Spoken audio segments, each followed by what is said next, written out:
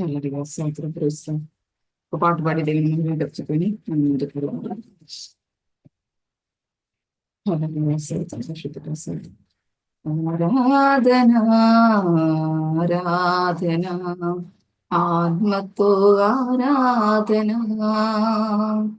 ఆరాధన ఆరాధన కృతజ్ఞత స్తుతి ప్రార్థన ఆరాధన ఆరాధన ఆత్మతో ఆరాధన ఆరాధన ఆరాధన కృతజ్ఞత స్తుతి ప్రార్థన అన్నిటికీ ఆధారమైన వాడా నీకే ఆరాధన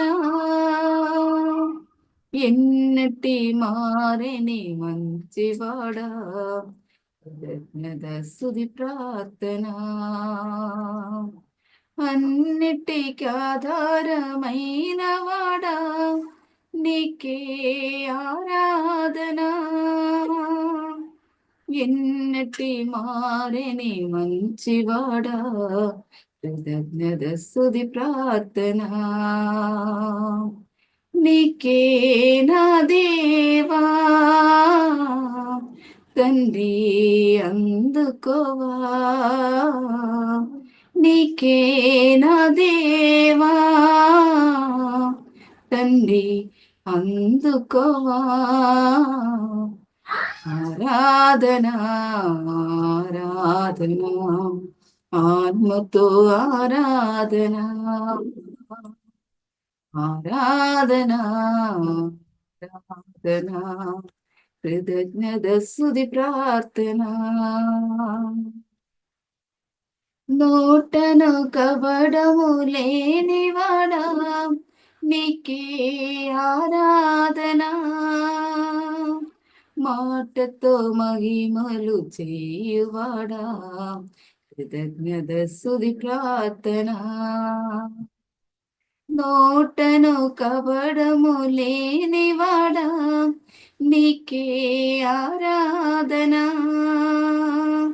మాటతో మహిమలు చేయువాడా కృతజ్ఞత స్తుతి ప్రార్థన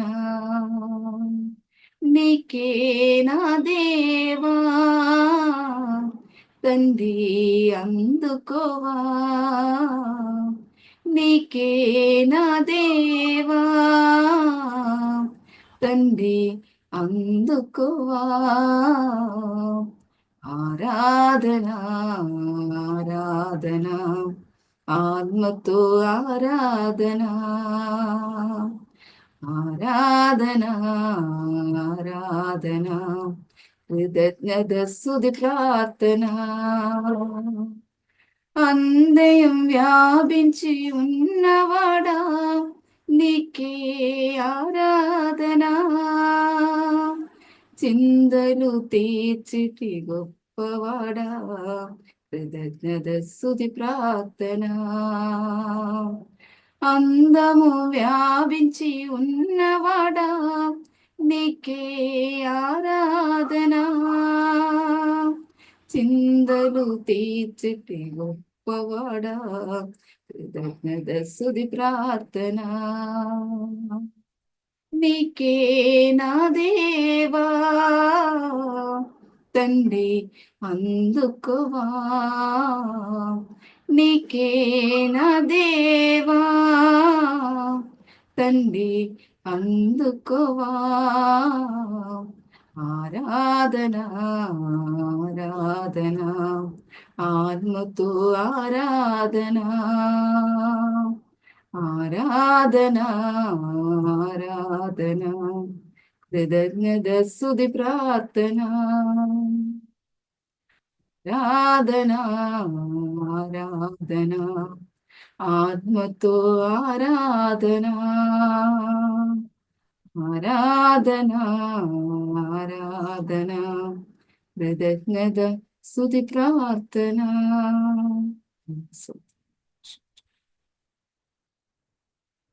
స్తోత్రం స్తోత్రం వాక్యం వెళ్ళదాం. హల్లెలూయా. స్తోత్రం పరిశుద్ధుడా. హల్లెలూయా. స్తోత్రం పరిశుద్ధుడా. మనం ఈ రోజు మన దేవుడు దీర్ఘశాంతం గలవాడు అనే అంశం మీద మనం ధ్యానించబోతాము. హల్లెలూయా. స్తోత్రం. మన దేవుడు దీర్ఘశాంతం గలవాడు. ఆ దీర్ఘ శాంతం ద్వారానే మనం అన్ని పొందుకోగలుగుతాం. అలాగే సామెతలు 16 అధ్యాయము 32 వాక్యం చదివి మనం ముందుకు వెళ్దాం. పరాక్రమశాలి కంటే దీర్ఘ శాంతం గలవారు శ్రేష్ఠుడు. పట్టణము పట్టుకోని వాని కంటే తన మనసును స్వాధీనపరుచుకున్నవాడు శ్రేష్ఠుడు. ఇక్కడ ఈ వాక్యం సెలవిస్తుంది ఏంటంటే పరాక్రమశాలి కంటే దీర్ఘ శాంతం గలవాడే శ్రేష్ఠుడు అన్నాడు. ఇప్పుడు పరాక్రమశాలి లాగా చాలా కార్యాలు చేసిన సరే ఇద్దరి ముందు ఆయనే ఆయన క్రియల ద్వారా ఇచ్చిన సరే దీర్ఘ శాంతం గలవాడుగా లేదంతే. ఆయనకి ఆయన పరాక్రమశాలి ఉండినా సరే ఇద్దరి ముందు మంచి పేరు ఎదిరినా సరే ఆయనకి అన్ని కలిగి ఉండినా సరే అదన్నీ వ్యర్థం. దీనికోసం మనము దీర్ఘ శాంతం గలవారుగా ఉండితే ఇద్దరి ముందు మనం హెచ్చించబడతాము. అలాగే మనం కూడా శ్రేష్ఠులుగా మార్చబడతాం. దేవుడు అలాగే చేయడానికి సమర్థం ఉంది. ఎంత దేవుడు దీర్ఘ శాంత గలవాడు. అందుకోసం దేవుడు మనల్ని కూడా దీర్ఘ శాంతంతో నడిపించాలని దేవుని కోరిక. ఈరోజు మనం అదే ధ్యానించబోతాము. పట్టణము పట్టుకోని వాని కంటే తన మనస్సును స్వాధీనపరచుకున్నవాడు శ్రేష్ఠుడు. తర్వాత ఏం చేస్తే పట్టణము పట్టుకోని కంటే ఆ సామర్థ్యము, జ్ఞానము, వివేకము ఒకరి ఉండితే దానికంటే శ్రేష్టం ఏంటంటే తన మనస్సు స్వాధీనపరచుకున్నవాడు శ్రేష్ఠుడు. మనసున్న ఆలోచనలు, కోరికలు దాన్ని జయించగలిగిన వాడుగా ఉండాలి. దాన్ని స్వాధీనపరిచిన వాడుగా ఉండాలి. అలా ఉండితే మన శ్రేష్టము నిలబడతాము. మన జీవితంలో అన్ని శ్రేష్టంగా జరుగుతుంది. అలా మనం శ్రేష్టంగా ఇద్దరి ముందు మనం శ్రేష్టంగా మారాలంటే దీర్ఘ శాంతం గలవారుగా మన జీవితంలో ఉండాలి. దీర్ఘ శాంతం గలవారు పరాక్రమశాలి కంటే శ్రేష్ఠుడు. అందుకోసమే మనము శ్రేష్ఠులుగా మనం బ్రతకాలంటే మన జీవితంలో దీర్ఘ శాంతం గలవారుగా ఉండాలి. దీర్ఘ శాంతం గలవారు వివాదమును అణచేసిన వారుగా ఉన్నారు. చాలా మంది వివాదము పెట్టుకొని వాదించిన వారు చాలా మంది ఉన్నారు ఈ లోకంలో. అలా వాదించిన వారు శ్రేష్ఠుని అనుకున్నారు. వారు అలా వాదించింది శ్రేష్ఠుని అనుకున్నారు. అలా దేవుని వాక్యం ద్వారా మనం చూస్తే దీర్ఘ శాంత గలవాడే శ్రేష్ఠుడు. అయితే దీర్ఘ శాంత గలవారు వివాదమును అణచివేసిన వారు అన్నారు. వారు దీర్ఘ శాంతం పాటించింది కాబట్టి అది వివాదములు అణచివేస్తారు, కోపం అణచివేస్తారు. అలాగా మరి ఏదైతే వారి పొరపాటు కూడా వారు అణచివేసిన వారు కానీ అలాగా మనం ఉండాలని దేవుని చిత్తము. ఒకని మృదువైన మాటలు చాలు ఆయన కోపం సరి ఆయన ఆయనలో వచ్చిన తప్పాన కార్యాలు సరి అన్ని అది చల్లార్చిందే ఉంది. మన జీవితంలో ప్రాణంలో వచ్చిన ఏ కార్యాన్ని చల్లార్చాలంటే మృదువైన ఒక మాట చాలు. ఆ మాట ద్వారానే ఇద్దరిలో చల్లార్చగలుగుతాం. అందుకోసం దేవుడు ఏం చెప్తారంటే వాక్యం ద్వారా ఏం చెప్తారు, మీరు దీర్ఘ శాంతం కలవారుగా ఉండాలా. అలాగే మీ మాటలు కూడా మృదువుగా మీరు మాట్లాడిన వారుగా ఉండాలా. ఊపించిన వారు దేవుని నీతిని తిరిగించలేదు. అయితే అందుకోసం మనం ఏం చేయాలంటే ప్రతి మనుషులను వినుటకు గిరపడిన వాడుగాను, మాట్లాడుకు నిదానించేవాడుగాను, ఊపించుటకు నిదానించిన వాడుగా ఉండాలి. అలా ఉండితే ఖచ్చితంగా మనము కూడా నీతిని తిరిగించేవాడుగా మార్చబడతాం.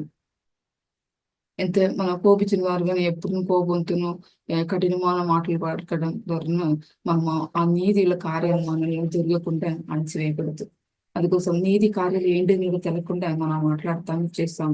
అందుకోసం మనం ఏం చేయాలంటే ఆ కోపం వచ్చినప్పుడు దేవా మీ నీతి కార్యం నాలో జరగాల, నీతి కార్యాలు తలుచుకోవాలా, దానికోసం నీతి కార్యాల కోసం నన్ను దీర్ఘ శాంతం గలవాడుగా మార్చని మనం ప్రార్థన చేయాలా.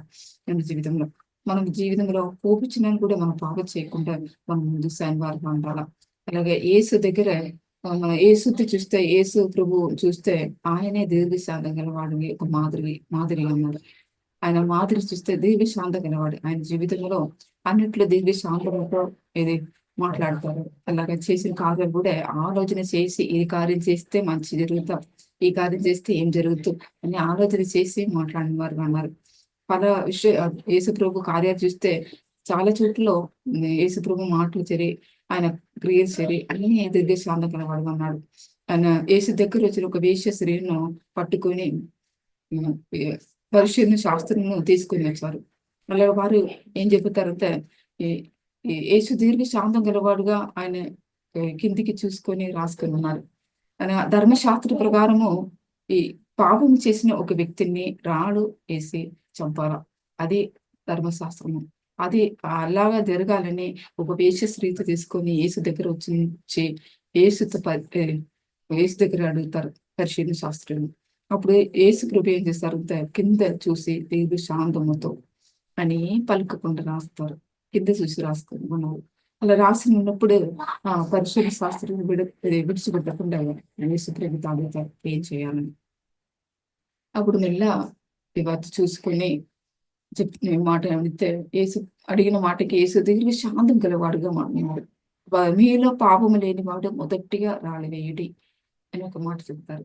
అయితే ఆలోచన చేసి మనం ఏం పలికితే ఏం జరుగుతుంది అని మనం ఆలోచన చేసి ఆ మాట ఒక మాటనే పలుకుతారు ఎవరు.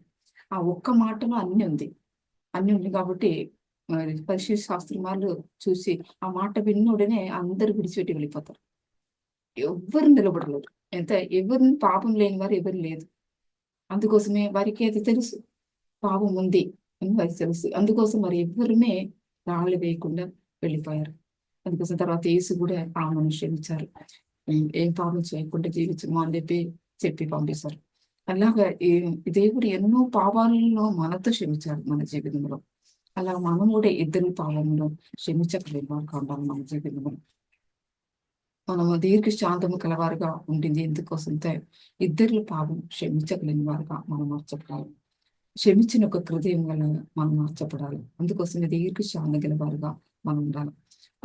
అప్పుడు మనం ఇద్దరు కూడా మనం క్షమించగలుగుతాం. దీర్ఘ శాంతం గలవారుగా ఉండితే మనం ఏం చేయాలా, ఏం పలుకాలా, ఏం చెయ్యగలుగుతామా అని మన అన్ని మనకి ఆలోచన దేవుడిస్తారు. అందుకోసం మన దీర్ఘ శాంతం గలవారుగా అన్ని చేసిన వారికి ఉండాలి.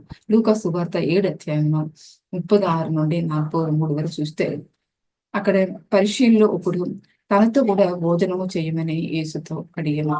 ఆయన పరిశీలు ఇంటికి వెళ్ళి భోజనములకు కూర్చుండగా ఆ ఊర్లో ఉన్న పాపాత్మురాలైన ఒక స్త్రీ యేసు పరిశీలిని ఇంటి భోజనములకు కూర్చున్నాడు అని తెలుసుకొని ఆయన పాదములతో నిలవబడి ఏడుచుచు కన్నీళ్లతో ఆయన పాదమును తడిపి తన తల వెంట్రుకలతో తుడిచి ఆయనను పాదములను ముద్దు పెట్టుకొని ఆ అత్తరు వాటికి పూసింది. తర్వాత యేసుని ఇంటికి పిలిచిన ఆ పరిశీలుడు ఈమె ఒక పాపాత్మరాలను అని యేసుకు తెలియదా అని ఆలోచన చేశాడు. ఆయన ఆలోచన చేసిన పరిశీలుడు ఈ ఆలోచన యేసు ఎరిగాడు.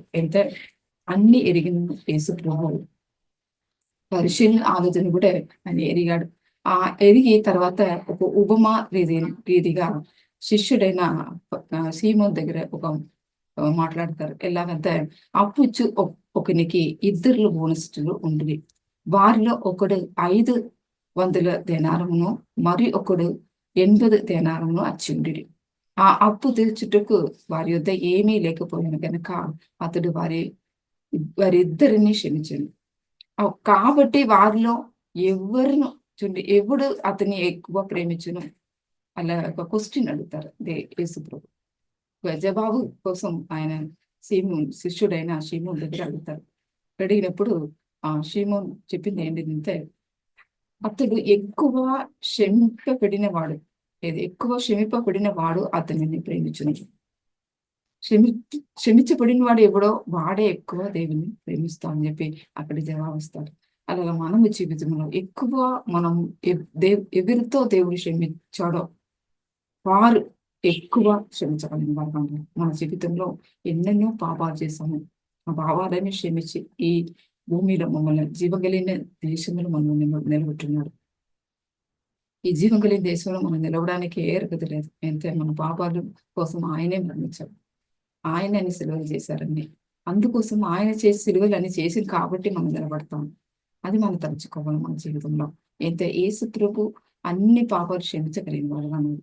అలా మన జీవితంలో అన్ని క్షమించగలిగిన వారుగా మనం ఉండితే మన జీవితంలో దేవుడు గొప్ప ఆశీర్వాదంతో దేవునితో ఆశీర్వాదంలో నింపి నిలబడతాడు. అలాగా క్షమించిన ఒక మనసు గలవారుగా దేవుని ఎక్కువ ప్రేమిస్తారు. క్షమించగలిగిన ఒక మనసు ఎవరు కలిగినారో, ఎవరికి దేవుడు ఇచ్చారో అలాగ మనసు ఎవరికి ఇచ్చారో వారు ఇద్దరి పట్ల క్షమించగలుగుతారు. అలాగే వారితో ప్రేమించగలుగుతారు. ఇద్దరు ప్రేమించగలిగిన ఒక మనసు అది. క్షమించగలిగిన ఒక మనసు ఎంత ప్రేమించగలిగిన ఒక మనసు అది. అందుకోసము మనము ఇద్దరి పట్ల మనం క్షమించగలిగిన వారు ఉండాలి. మనము ఎన్నో పాపాలు చేసి మనల్ని దేవుడు క్షమించాడు. అలాగా మనం క్షమించగలిగిన వారు ఉంటాం. మనం ఆ రోజు ఆ భావన క్షమించాను కదా! ఈ రోజు నేను ఎందుకు క్షమించాలా అని అనుకున్నది. ఎంత మనము ఇప్పుడు ఏ సమయం సరే, ఏ కాలాలు సరే, మనం క్షమించగలిగిన ఒక మనసు మన జీవితంలో ఉండాలి. ఉండితేనే దేవుడు మనం కూడా ఆశీర్వాదంగా నిలబడతాడు. అలా మన జీవితంలో ఇద్దరు క్షమించగలిగిన మనసుగా మనం కలిగి మనం ముందుకు వారు ఉండాలి. అలా ఒకని సుబుద్ధి దీర్ఘ శాంతమునిచ్చింది. దీర్ఘ శాంతం ఎలా వస్తుందంటే సుబుద్ధి ద్వారా. మనం మంచి బుద్ధితో, మంచి ఆలోచనతో మనం ఉండితే మనకు దీర్ఘ శాంతం గలవారుగా మనం మార్చబడతాం మన జీవితంలో. దీర్ఘ శాంతము గలవారు మహా వివేకిగా ఉండగలరు. ఎంత వివేకిస్తే మరి ఎన్నది చేయాలో ఎన్నది చేయకూడదు. వాక్యానుసారం అన్ని చూసిన వారుగా మనోనేతర తెరవబడి అలా చూసిన వారుగా మార్చబడతారు. అందుకోసం దీర్ఘ శాంతం గలవారుగా ఉండితే మనము వివేకిగా మార్చబడతాం. అలాగే దేవుని యందు భయభక్తి ఉంచువారి ఏమీ కొద్దిగా రాదు మన జీవితంలో. దేవునిలో మనం ప్రేమించుకొని ఆయన భయభక్తితో ముందు సాగే వారికి ఏ కొదువు దేవుని పెట్టడు. అంటే యెహోవాను ఆశ్రయించే వారికి ఏ మేలును కొదువు ఉండదు అని వాక్యం దేవుడు సెలవిచ్చి ఉన్నాడు. అందుకోసం మనం ఏ కొదువు రాకుండా దేవుడు మనల్ని నడిపిస్తాడు. అయితే నీతిమంతుడు మొరబెట్టగా దేవుడు ఆలకించి వారికి శ్రమలన్నిటిలో నుండి వారిని విడిపించిన దేవుడు. అందుకోసం నలిగిన హృదయంతో దేవునితో ఎవరు మొరబెట్టారో వారిని రక్షించిన దేవుడుగా ఉన్నాడు. అలాగే నీతిమంతునికి ఆపత్తులు అనేకములు వస్తూ వాటి అన్నిటి నుండి దేవుడు వారిని విడిపించి నడిపిస్తారు. అందుకోసం మన దేవుని భయభక్తితో మనం ముందుకు వెళ్ళిన వారు కావాలి. దేవుని ప్రేమించుకొని దేవుని ప్రేమించిన వారు ఖచ్చితంగా ఇద్దరి పట్ల మనం క్షమించగలిగిన వారుగా మార్చబడతాం. అందుకోసం దేవుని మనం ఎక్కువ ప్రేమించిన వారు ఉండాలి. దేవుడు ఎన్నెన్నో కార్యాలు మన జీవితంలో చేశాడు. అదే తలెచ్చుకొని చెయ్యబోయిన కార్యాల కోసం కాదు, చేసిన కార్యాలు తలెచ్చుకొని మనం దేవుని స్తుతించిన వారుగా దేవుని ప్రేమించిన వారుగా ఉంటాం మన జీవితంలో. దేవుడు అప్పుడు మనం చేయబోయిన కార్యాలు కూడా దేవుడు గొప్ప కార్యాలు మన జీవితం చేస్తాడు. అందుకోసం మనము మన మాటలు మనము జీవితంలో దీర్ఘ శాంతం మనం అనుభవించాలి. దీర్ఘ శాంతంతో మనకు ఎదగాలంటే మన మాటలు కూడా మనం జాగ్రత్త పడాలి. మాటలు ఇద్దరు గాయపరిచింది మనం మాట్లాడకుండా మాట్లాడుకోవాలి. అంటే ఇద్దరికి మేలు కలిగినట్టు, మేలు ఆత్మ అభివృద్ధి కలిగినట్టు మన మాటలు మనం మాట్లాడాలి మన జీవితంలో. చాలా మంది మాటల ద్వారా ఇతరులు గాయపరుచుతారు. తర్వాత వారి ఉండిన శరీర క్రియలు బయట తీస్తారు. బయట తీసి వారి కోపం రేపి వారి పగను అసూయను ద్వేషం పెట్టుకొని వారు మనల్ని చూసినప్పుడు ఒక శత్రువు ఎలా చూడడం, తర్వాత మనకు హాని చేయడం, మరియు హాని చేయడమే వాళ్ళని వదిలిస్తుంది. అలా ఉండకుండా మన జీవితంలో ప్రేమతో మన జీవితంలో ప్రేమతో మాట్లాడడం. వారు తప్పు మాట్లాడిన సరే, వారి పొదుగు చెప్పినా సరే, మనం ప్రేమతో పొదుగుండిన దేవుడు పొదుగు తీర్చిన దేవుడు నాకున్నాడు అని చెప్పినట్టు మన జీవితంలో మన జీవితంలో మంచి మార్పు తగ్గిన ప్రేమ మార్పు తగ్గినగా ఖచ్చితంగా దేవుడు మనం నిలబడతాడు. చాలా మంది పనికిరాని మాటలని గురించి బాధపడుతున్నారు. చాలా మంది అయితే మనకు అభివృద్ధి, మన ఆత్మకి అభివృద్ధి లేని మాటలు, అలా పనికిరాని మాటలు మాట్లాడి బాధపడతారు చాలా మంది. ఇప్పుడు చాలా మందిని చూస్తే బాధిస్తారు. అన్ని జ్ఞానం కలిగిన వారు అన్ని తెలిసినట్టే వాదిస్తారు. కానీ మన అందరం అన్నిట్లో సంపూర్ణ కాదు. అది మనం తెలుసుకొని మాట్లాడాలి మన జీవితంలో. మనం అన్నిటిని సంపూర్ణ కాదు. మనం అన్ని రోజు రోజు నేర్చుకున్నాము. నేర్చుకోవడానికి ఒక స్టూడెంట్ ఎలాగా, విద్యార్థి ఎలాగా ఉన్నాం మన జీవితంలో.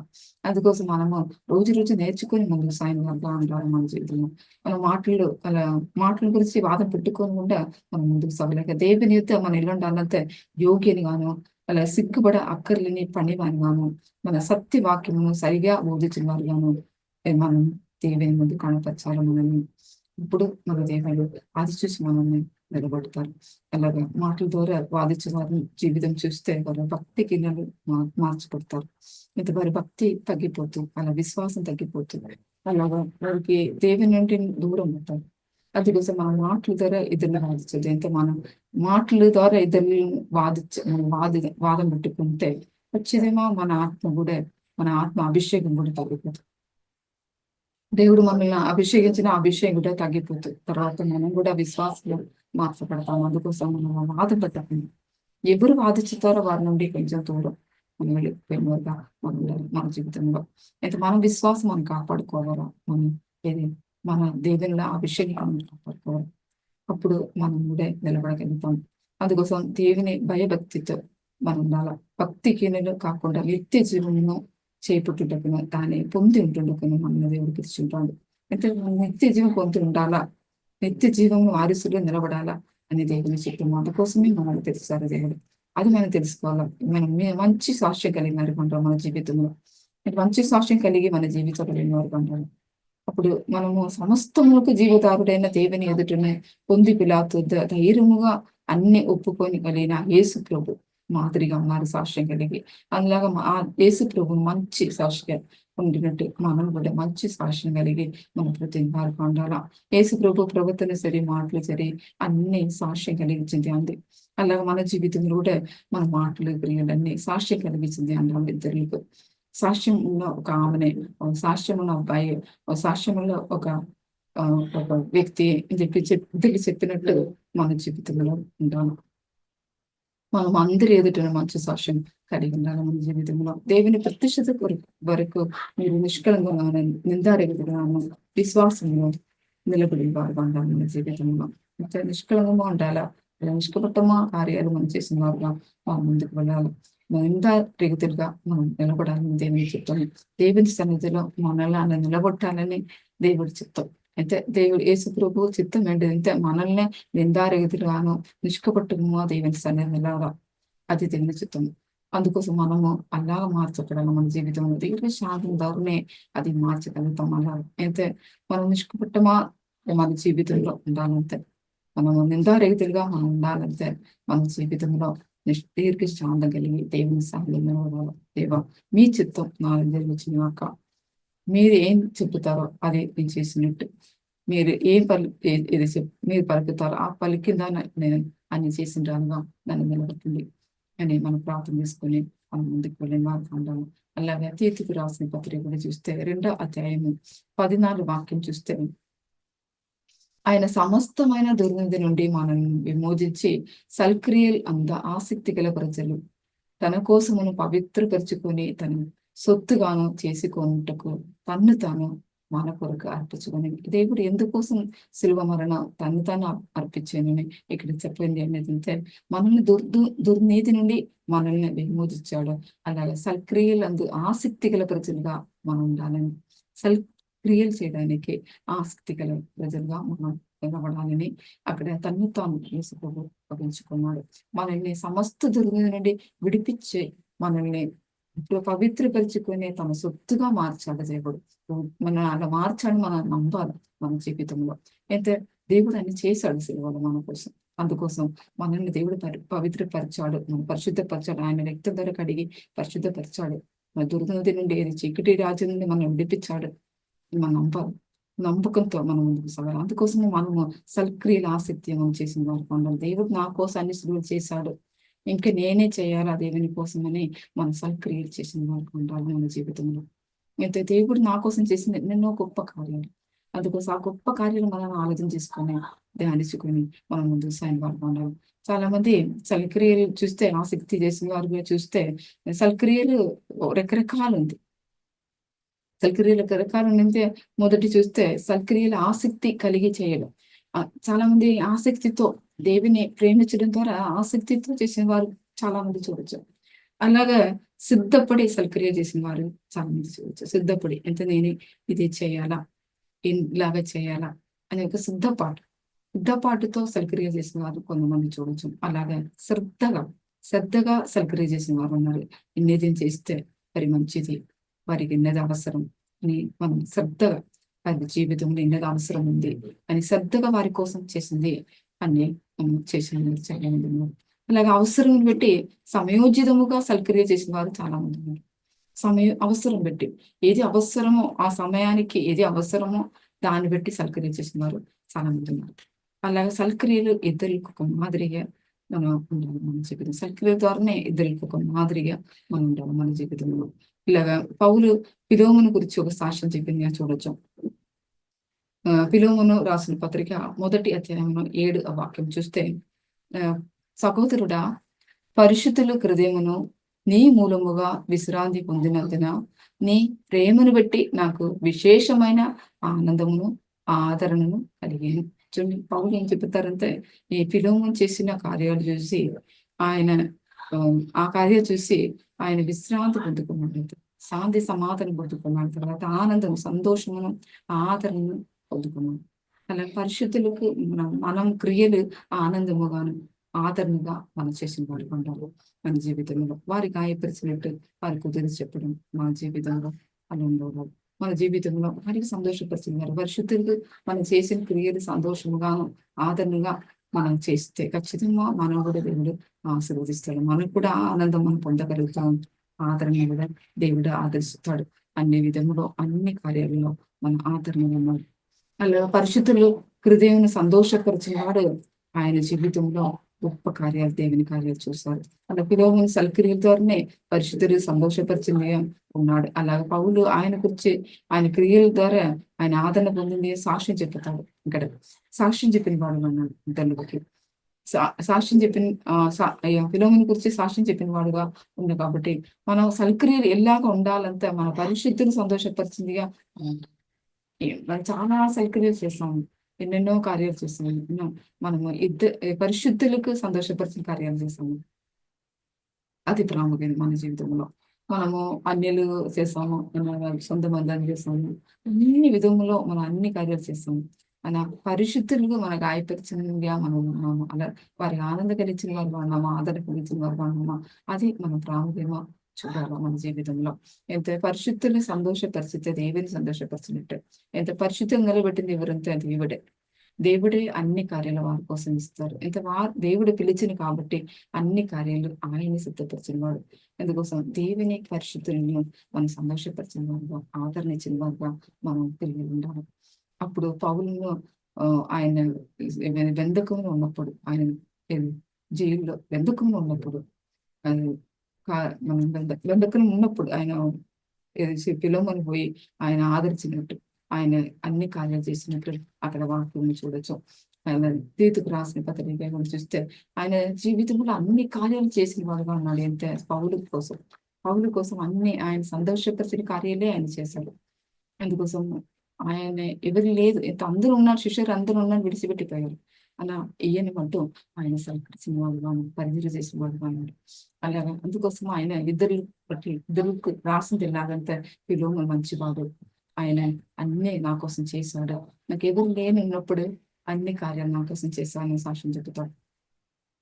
అలాగా ఆయన ఫిలోమోనుని ఇలా దాసిని కంటే ఎక్కువ వాడుగా చూశాడు పౌలు. అలాగా సహోదరుడిగా చూశాడు, సొంత సహోదరుడిగా చూశాడు. అలాగా సత్క్రియ చేయడం ఇద్దరికి మనము ప్రయోజనకరంగా మార్చబడాలా మన జీవితంలో. అది చూసిన దేవుడు మనల్ని ఆశీర్వదించి నిలబడతాడు. అలాగే తీతుకు రాసిన పత్రిక 2వ అధ్యాయం 12వ వాక్యం కూడా చూస్తే మనము భక్తిహీనతను ఇగలో సంబంధమైన దురాశను విసరించి శుభప్రదమైన నిరీక్షణ నిమిత్తము మహాదేవుడును మహారక్షకుడునైన యేసుక్రీస్తు మహిమకి ప్రతిష్ఠత కొరకు ఎదురు చూచుచు ఈ లోకంలో స్వస్థ బుద్ధితోను నీతితోను భక్తితోను మృదుగుచుండవలనని మనకు బోధించుచున్నది. ఎంత ఈ వాక్యం చెప్పింది ఏంటంటే ఇగులోక సంబంధమైన దురాశలను విసరించాలా, మనం భక్తిహీనమైన కార్యాలను మనం విసరించాలా, నిరీక్షణ కలిగి మనం బ్రతకాలని వాక్యం సెలవిస్తుంది. యేసుక్రీస్తు ఒక ప్రతిష్ఠిత కొరకు మనం ఎదురు చూచుకొని మనం బ్రతకాలని ఈ వాక్యం సెలవిస్తుంది. అయితే మనం యేసుక్రీస్తు రెండో రాకడ ఉంది అని మనం తలచుకోవాలి మన జీవితంలో. చాలా మంది ఈ నిరీక్షణ తక్కువ. ఎంత ఈ లోకమే అన్ని ఈ లోకమే అన్ని అయిపోతూ, ఈ లోకంలో అన్ని నా జీవితం సమాప్తం అవుతుంది చెప్పి అనుకున్న వారు ఉన్నారు. ఎంత కష్టాలు దుఃఖాల ద్వారా వారి హృదయం నలిగిపోయి మనం మోస జీవితం చూస్తే ఆయన కూడా ఐగుప్తులో అన్ని సమస్యల ద్వారా నలిగిపోయిన వాడు ఉన్నాడు. అలాగా మానవ జీవితం కూడా సమస్యలు పెట్టి మన హృదయం నలిగిపోయినట్టు చేసి మన నిరీక్షణ కోల్పోయిన వారుగా మార్చుతాడు సాతాను. అలాగా మన జీవితంలో ఇప్పుడు ఏం చేయాలంటే మన నిరీక్షణ కలిగి ఉండాలి. మన దేవుడు వస్తాడు, ఆ దేవుడు వచ్చినప్పుడు మనం పరిశుద్ధముగా మనం ఒత్తపడాలా అని నిరీక్షణ మనం కలిగి ఉండాలి. ఈ లోకంలో మనము స్వస్థ బుద్ధితోను నీతితోను భక్తితోను మనం బ్రతకాలి. మన జీవితంలో దేవుని రాకడలో మనం ఎత్తపడాలని మనము నీతితోను భయభక్తితోను పవిత్రముగా మనం బ్రతింపాలుగా ఉండాలి. మన జీవితంలో ఎంత నీతితో బ్రతకాలి, భయభక్తితో జీవితం. మన భయభక్తితో మనం ఎలాగ జీవించగలుగుతామంటే దేవుడు రెండో రాకడ వస్తారు, రెండో రాకడ ఉంది అని మనం నమ్మాలి, విశ్వసించాలి. విశ్వసిత మట్టుమే భయభక్తితో మనము ఈ లోకంలో బ్రతకగలుగుతాం, నీతితో బ్రతకగలుగుతాం. అందుకోసం దేవుని కనిపెట్టుకొని మనం ఉండాలి.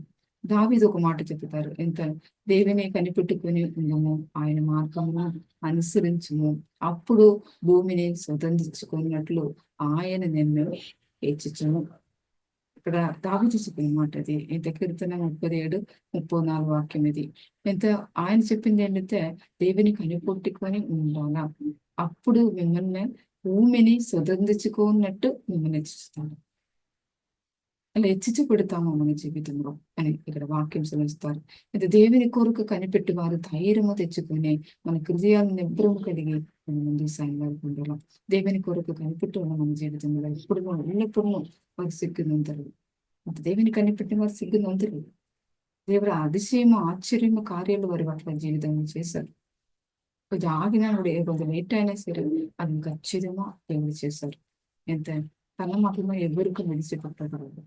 అందుకోసమే అన్ని కార్యాలు, ఆయన వాగ్దానం ఇచ్చిన కార్యాలు ఖచ్చితంగా దేవుడి దగ్గర వస్తాయి. ఇంకా దావీదు చెప్పిన మాట, యెహోవా కొరకు కనిపెట్టి ఉన్నాను, ఆయన మాటలు నేను ఆశ పెట్టుకొని ఉన్నాను, నా ప్రాణమును ప్రభు కొరకు కనిపెట్టుకొని ఉన్నది, నాకు సంపూర్ణ విమోచన ఆయన ఇస్తారు అని ఆయన కోసం కనిపెట్టుకొని ఉన్నారు. అందుకోసం మనము ఆ దోషం నుండి కూడా నన్ను విడిపించడానికి ఆయనే నాకు ఉన్నారు అని దావీదు చెప్తారు. అయితే మన జీవితంలో చూస్తే సంపూర్ణ విమోచన సరే, రక్షణ సరే, నిత్య జీవం సరే దేవుడు సంపూర్ణంగా మనకి ఇచ్చింది. ఆయన ఆల్రెడీ చేశారు. నిత్య జీవం ఇచ్చాడు, రక్షణ ఇచ్చారు అని అన్ని కార్యాలు చేశారు మన కోసం. మన ఆయన రాకడ కొరకు కనిపెట్టుకుని ఆయన నిత్యముగా మనం నివసించదము అని ఒక నిరీక్షణ కలిగి ఉంటుంది మన జీవితం. దేవుని రాకడలో మనం నిత్యము దేవునితో పాటు ఉన్నాము. ఇప్పుడు చనిపోయినా కూడా మనం దేవునితో పాటు ఉన్నాము అని ఒక నిరీక్షణ కలిగి మన జీవితంలో. అప్పుడే మనము దేవుని భయభక్తితో ముందుకు సాగలుగుతాం. నీతితో కార్యాలు చేస్తాము.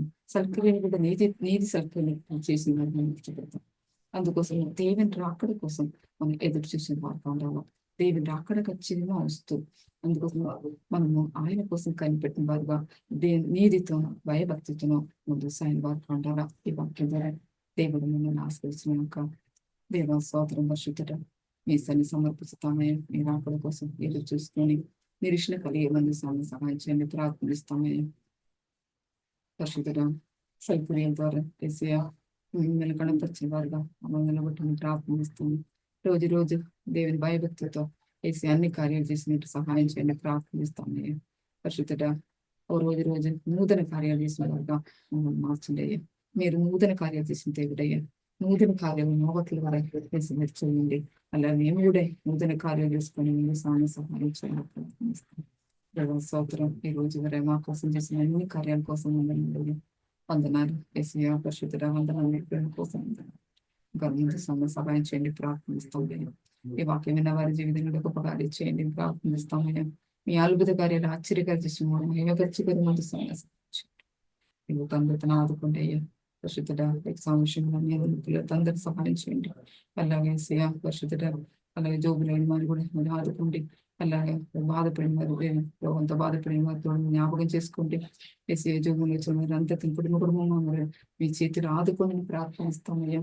పరిశుద్ధుడా, మీ నిరీక్షణతో మరి చందతో నిలబెట్టండి, నడిపించి నేను ప్రార్థిస్తామయ్యా. పరిశుద్ధుడా, ఐశ్వర్యతో అందరితో నిలబెట్టండి, ప్రార్థిస్తాం. పరిశుద్ధుడా, దేవుని సమాన సంతోషం నాకు ప్రార్థిస్తామయ్యా.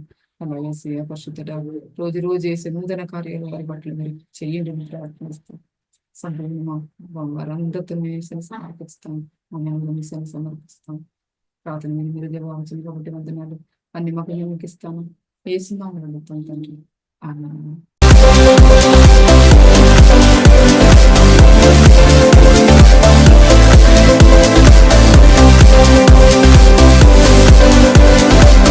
Praise the lord. యేసుక్రీస్తు నందు ప్రియమైన వారలారా, మినిస్ట్రీస్ ద్వారా అనేకులు దీవించబడుతున్నారు. ఈ ఛానల్ ద్వారా దేవుని సత్యవాక్యం పరిశుద్ధాత్మ ప్రేరేపణతో అభిషేకించబడిన దైవజనులైన టిఆర్ రతీష్ గారు మరియు సిస్టర్ దేవి రతీష్ గారులచే అందించబడును. మరియు ప్రతిరోజు జరిగే జూమ్ ప్రేయర్ మీటింగ్ లో పాల్గొనడానికి మా జూమ్ ఐడి